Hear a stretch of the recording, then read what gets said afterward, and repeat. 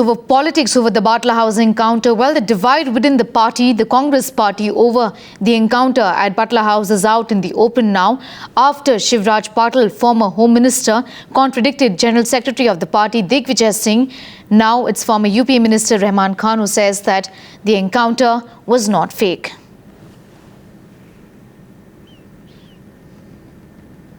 Digvijay Singh continues to maintain it was fake, but very clearly Shivraj Patil says, just because I'm not the Home Minister now, I'm not going to change my statements. He did give a statement before. And do you think these contradictory statements coming from Congress leaders is going to become embarrassing for the party now that with that video allegedly of the ISIS that has also come up?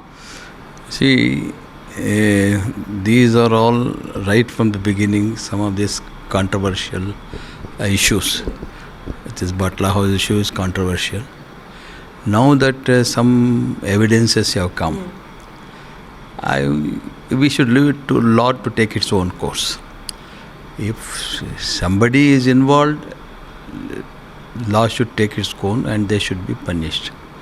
But there is an apprehension that the investigation should be fair, and security of the country is very important. If somebody is involved, they should be punished, law should take its course, but innocent should not be targeted, and because they are all citizens and they have the right to be protected, and unnecessary controversial statements should be avoided. General Secretary from your party, Digvijay Singh, had said that he believes it's a fake encounter. We remember that he had taken delegations to the then Prime Minister, Dr. Manmohan Singh. You maintain that it was a genuine encounter? Have I changed my stand? That means the information which was given to the Home Minister and the Home Ministry by the police who were actually involved in the encounter was relied upon, and it was said that it was encounter. Not only that, a policeman was killed. The man who had gone to take action against the terrorist was killed. Now, how can one say that it was not an encounter? The police officer who was killed was Mohan Chand Sharma, and at that time his family had said that leaders like Digvijay Singh are doing a great disservice to his martyrdom by questioning the authenticity of the encounter. Do you think he should have exercised some refrain? I don't want to comment what he should have done, what he should not have done. You please ask him. Should he have done that thing or should he have avoided doing that thing? I don't want to comment on what he did. At that time, that on the basis of the information available to me, we had come to the conclusion that it was an encounter. And at that time when he raised that issue and he took a delegation to the Prime Minister, did you ever speak to him or did you ever try and reason out why he was raising those questions? Why should I? If he had come to me, I would have spoken to him. Had the Minister taken any decision? So, what is the stand of the government? What is the stand of the Congress party?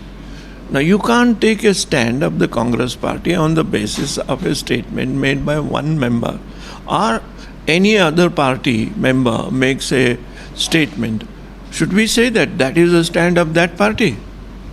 The opposition party at that time had said that he's trying to appease a certain minority, section of the population because he was looking for votes before the UP election. For you and the politicians to comment, I am not going to comment on this thing.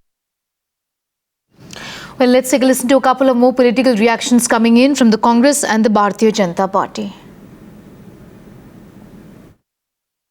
Congress has always maintained, please go back, Prime Minister Manmohan Singh government, Prime Minister himself, Home Minister Shivraj Patil, all in the court, Delhi High Court proceedings, then in the National Human Rights Commission, judgments, orders, and the Government of India stand is that this was not a fake encounter. This was not a fake encounter. Then what is the point of calling individual statements? My statement, your statement has no relevance. The Government of India stand then as now is the same. आतंकवाद पर सियासत करना, आतंकवाद को भी जो है वो सेकुलरिज्म के साथ जोड़ करके और अपनी सियासत को आगे बढ़ाना, ये कांग्रेस से कोई सीख सकता है। इसलिए आतंकवाद आतंकवाद है। कहीं पर भी कोई आतंकवादी घटना होती है या आतंकवादी कोई भी अपनी शैतानी हरकत करता है तो उसके खिलाफ जो है वो बिना ये सोचे हुए कि वो किस धर्म का है, किस मजहब का है, किस क्षेत्र का है, कार्रवाई होनी चाहिए और उस कार्रवाई पे सियासत नहीं होनी चाहिए। ऐसा है कि कांग्रेस के कौन लीडर क्या कह रहे हैं, क्या नहीं कह रहे हैं, लेकिन हम इतना जरूर कह सकते हैं कि कांग्रेस जो है वो इस तरह के राष्ट्रीय सुरक्षा से जुड़े हुए मुद्दे पर भी जो सियासत करती है वो शर्मनाक है। कोई सरकार और पार्टी बटी हुई नहीं थी। वो मेरे इलाके में आता है, मैं उसका सांसद था और पार्टी का भी यही स्पष्ट कहना था कि सरकार ने जो कदम उठाए हैं कुछ सोच समझ के उठाए होंगे।